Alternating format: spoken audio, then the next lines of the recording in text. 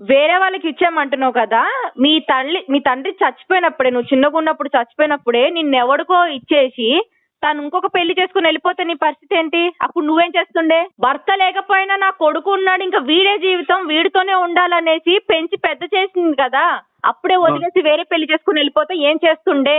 ఈ మాటలు మీరే అంటున్నారా? నా తల్లి మీతో అనిపిస్తుందా? తల్లి పేగు చూడు ఎలా తల్లడిల్లిపోయేనయ్యా. మా అమ్మ మనసులో మాట మీరు చెప్తున్నారా, లేకపోతే మీరే అంటున్నారా నన్ను? ప్రతి ఒక్కరి మనసులో ఉన్న మాట ఇదే, మీరు మాట్లాడే మాటలకి. నా తల్లి అంటుందా? నా తల్లి నోటితో ఏం చెప్పించమనండి ఈ మాట. చెప్పండి, నేను నా తల్లికి సమాధానం చెప్తా. ఇది తను అంత మంచిగా నిన్ను పెంచి పెద్ద చేసినందుకే ఇప్పుడు నేను తప్పు చేశానని ఫీల్ అవుతుంది. అలా మాట్లాడుతున్నారు మీరు. ఇలాంటి మంచి నేను నా లైఫ్ లో ఎప్పుడు చూడలేదు, సీరియస్లీ. ఆ రోజే వదిలేయచ్చు కదా నన్ను. అసలు వదిలేసేదాకేంది? అసలు నన్ను ఎందుకు కన్నారు? కన్నందుకే ఇంత పాపమా?